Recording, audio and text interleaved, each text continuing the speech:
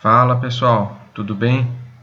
Eu resolvi gravar essa aula aqui porque dessa forma eu consigo atingir mais alunos, aqueles que não estiverem presentes, né?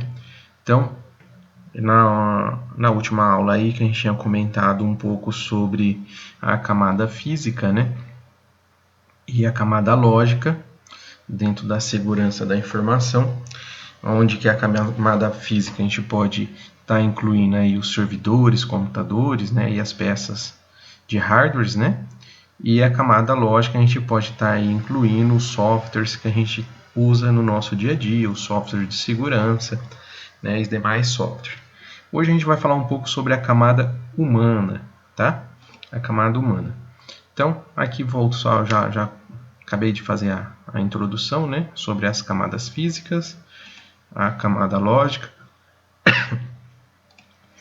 e vocês devem aí ter feito a tarefa de vocês aí da construção do mapa mental, tá?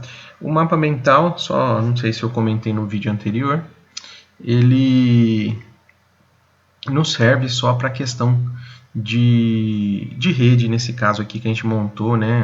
Eu tentei simplificar ao máximo aqui. A gente poderia estar usando outras ferramentas para montar esse mapeamento, né? Porém, eu acabei utilizando o mapa mental porque ele é uma ferramenta que está mais de fácil acesso para vocês. Eu não sei como que é o equipamento que vocês têm dentro de casa, tá bom? Então vamos falar aqui direto, né, sobre a camada humana. Então ela é formada por todos os recursos humanos, a percepção do risco pelas pessoas, como elas lidam com os incidentes de segurança ou que ocorrem, né? São usuários instruídos ou ignorantes. Eu até grifei aqui os ignorantes, tá? Ignorantes não seria aquela parte da ofensa da pessoa, e sim os usuários leigos, né? Sem ter muito conhecimento no quesito de TI, de informática, né?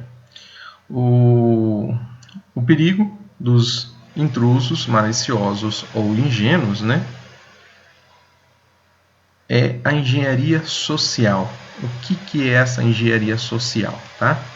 Então, a engenharia social é a habilidade de conseguir o acesso às informações confidenciais ou áreas importantes de uma instituição através de habilidade de persuasão. Então, é aquele cara, vamos colocar entre aspas aí, o bom de lábia, né? E ele te convence a dar aquela senha para você, aquele usuário e senha, aquela informação que você precisa, né? Como ele vai conseguir, né? Essa informação? Como ele vai conseguir essa informação, tá? Então ele pode usar diversas artimanhas, né? Aqui eu vou mostrar uma, tá? Mas porém há várias, tá? Quem não leu, eu gostaria de recomendar. Tem um livro, né, que ele foi escrito por Kevin Mitnick. Ele é um hacker muito famoso aí, se eu não me engano, na década de 90, se eu não estiver enganado. Tá? E ele tem um livro que chama A Arte de Enganar, né? E ele já usava a engenharia social desde aquela época, né? Às vezes para andar de ônibus, né? Quando ele precisava de alguma informação. Nesse livro ele fala que o lixo, né, dos escritórios são riquíssimos, né? Então ele coloca lá vários trechos nesse livro sobre essa questão da engenharia social, que seria a arte de ludibriar as pessoas, né? E seria muito mais fácil quando a gente consegue ter êxito nessa enganação, de enganar as pessoas que não têm tanto conhecimento na parte de TI, na parte de informática, né? Então, por isso que eu estou comentando isso com vocês, tá? Não estou querendo dizer que vocês não sabem, porém é uma forma de vocês, para quem não conhece, ter o conhecimento e passar aí esse conhecimento para as pessoas que não têm essa informação, porque essa vai ser a função de vocês, né? de quando uma empresa ou um amigo, um parente tem um determinado problema, vocês que são da área, vocês vão estar ajudando essas pessoas, né? Aqui eu coloquei engenharia social, o que é phishing, né? Então, o phishing, ele é um termo originado do inglês, né? De phishing, por isso que eu coloquei esse carinha aí pescando, ele vem de pescaria, né? Que é a computação que se trata do tipo de roubo de identidade online. Tá? Essa ação fraudulenta é caracterizada por tentativas de adquirir ilicitante todos os dados de outra pessoa, sejam senhas, dados financeiros, dados bancários, números de cartões de crédito ou uns simples dados pessoais. Essa pessoa, o que ela faz, né? Então, o próximo vídeo, o próximo slide aqui, gente, eu quero deixar muito bem claro, né? Eu acredito assim que a gente precisa saber como faz para poder se proteger, né? Nós da informática, tá? Não estou falando de uma pessoa totalmente leiga, sem conhecimento nenhum na informática, né?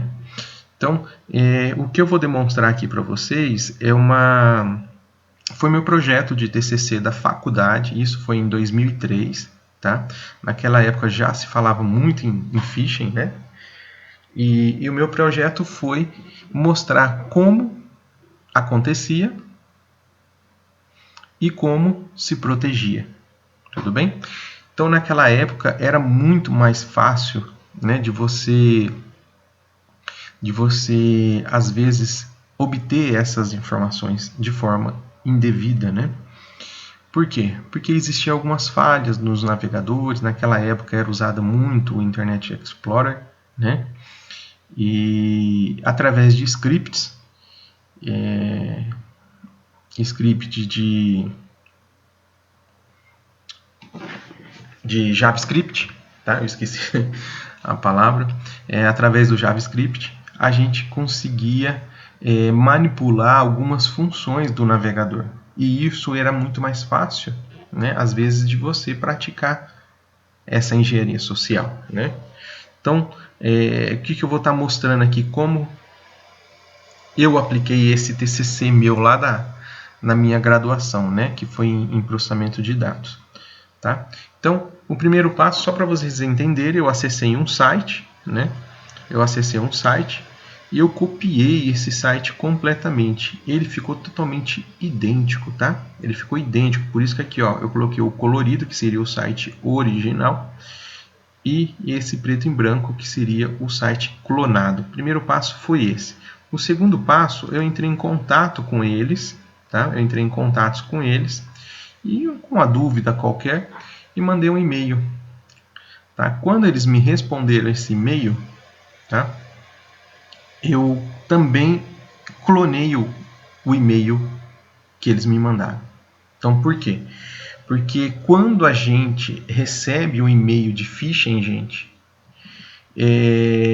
às vezes ele sai do padrão, né? Então você percebe, é uma forma de se prevenir, ele saiu do padrão da empresa, né? E nesse caso eu acabei tendo naquela época, mostrando como era feito essa prática, né? Eu copiei o e-mail deles, né? E deixei um e-mail idêntico, eu só alterei um pequeno item, o clique aqui, né? E como que funcionava essa prática, né? Como que funciona essa prática de phishing? Então, eu tenho aqui o site falso, o e-mail falso, né? Eu tenho aqui o meu computador, nesse caso eu tinha montado um servidor de SMTP, por isso que eu estou mostrando, né? Porque às vezes você olha e fala assim, nossa, mas é o fulano que me mandou o e-mail da pessoa aqui. Não. Por quê? Porque nesse caso eu tinha feito um servidor de SMTP na minha própria máquina. Eu conseguia mandar e-mail para qualquer pessoa, tá? Para qualquer pessoa, usando o e-mail de qualquer pessoa, tá? Através desse servidor de SMTP que estava na minha máquina, eu usava a internet e a pessoa recebia, né? O usuário recebia aquele site falso, né? Aquele e-mail falso. O e-mail dava uma mensagem: ó, você precisa, um exemplo, tá? Você precisa atualizar a sua senha. Se você não atualizar a sua senha, você vai perder sua conta. Normalmente é assim, são os e-mails, né? E na hora que você clicava nesse link, né, ele não instalava Trojan, nada, tá? Ele acessava um meu site falso. Aí você fala assim, Eduardo, mas e a URL lá em cima, né? Como que você consegue enganar a pessoa? Naquela época era possível esconder a barra de URL, a barra de endereço. Tá? Você conseguia omitir essa barra de endereço. Então, hoje, fala assim, quando a gente recebe um e-mail de phishing, né, o que a gente tem que estar atento? Hoje a gente não consegue mais omitir essa barra, tá? Mas às vezes a pessoa registra um domínio muito próximo daquele que é o real, né? Muito próximo. Então, a gente tem que ficar atento até a parte das escritas, né? Então, ele acessava esse e-mail falso. Quando ele acessava o e-mail falso, ele digitava a senha, o usuário e senha, e o site falso, ele gerava um aviso, né? Olha, o seu e-mail, a sua senha está errada, né? Tente novamente. E nisso ele dava um refresh na página. Quando eu dava o refresh na página, eu mandava ele para o site verdadeiro, tá? Aí é onde ele digitava o usuário e a senha e ele tinha acesso ao site verdadeiro. E nesse processo do erro, da mensagem do erro, eu gravava o usuário e senha dele aqui no meu banco de dados. Esse foi o meu projeto de TCC lá da faculdade, né? Então, só para vocês entenderem todo o processo, tá? Dentro desse processo também foi pensado na época, né? Nesse aqui eu fiz testes apenas usando o meu próprio e-mail, tá? Então, os simulados, né? Não foi executado na época com os usuários, de forma alguma, né? Não fiz isso. E eu executei apenas com o meu e-mail, tá? Então, todo era esse processo. E para esconder, quando você faz esse processo de... Você pega um servidor de SMTP e você manda o e-mail para a pessoa, dentro do e-mail, você tem um IP, né? E esse IP, para que ele serve? Para localizar aonde saiu essa mensagem. Não? Então, você acessa um site aqui, você manda a mensagem, o e-mail para ele, e nesse caso aqui ele te recebe e fala assim, ó, o fulano mandou um e-mail para você lá da cidade tal, do endereço tal, né? Então, nesse caso, eu usei uma VPN. Na época já estava usando isso aí, na época era um cadeadinho que ficava aqui do lado da bandeja, né? Então, você coloca o seu IP aqui, usa a VPN, conecta ela pela VPN, e nesse caso, o seu IP vai ficar mascarado, tá? O seu IP vai ficar mascarado. Eduardo, mas por que você está passando isso para a gente? Gente, porque às vezes há necessidade da gente esconder as nossas informações. Vamos dizer que você pega uma pessoa muito famosa, né? Será que ela tem acesso normal? Não sei, né? Às vezes ela usa uma rede privada e virtual, né? Então, nesse caso aqui, eu coloquei aqui os endereços de IP são frequentemente vinculados a uma localização física. Se você conhece o seu IP público, ele pode ter uma boa ideia de onde você está agora.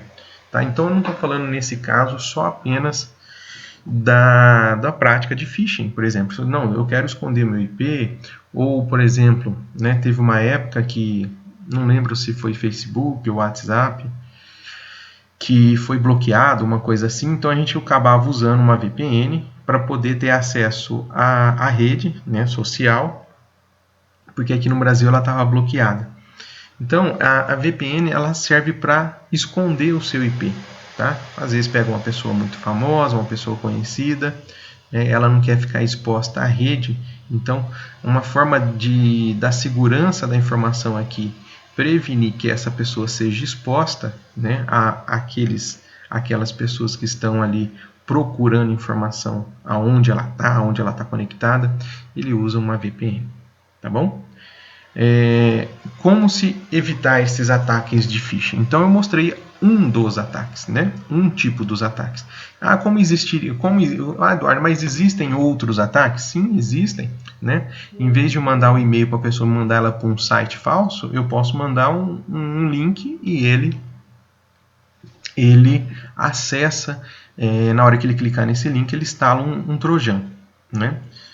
Como que eu me protejo? Eu coloquei 3 coisinhas aqui essenciais. Então, desconfie de todos os e-mails que você recebe. Desconfie de tudo. Tá? Um banco nunca vai te pedir informações pessoais por e-mail. O banco nunca vai...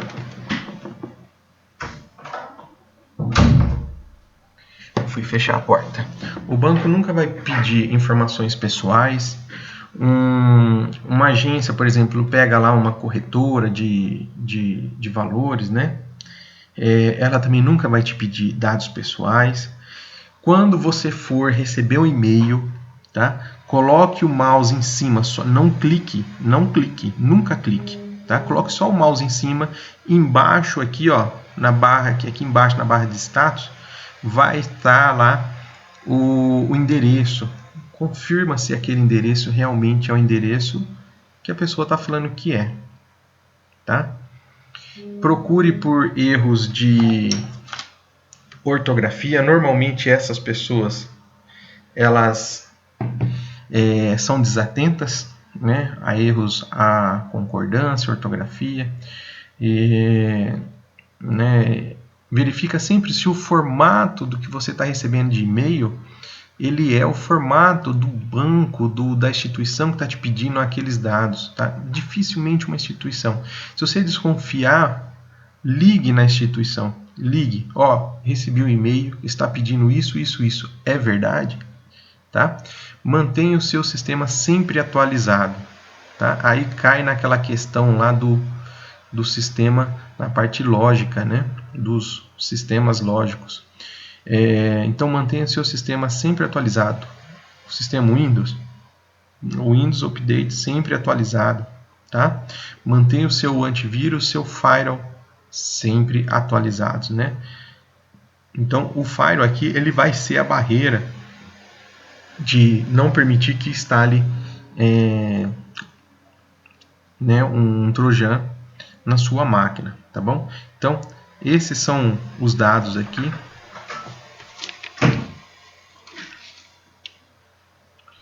Esses são os dados e a gente sempre parece alguém.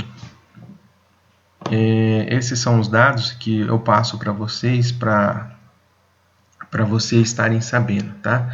Gente, isso aqui não é uma forma de vocês praticarem, tá? Simplesmente é interessante passar isso aqui para vocês entenderem como é feito o processo. Tá?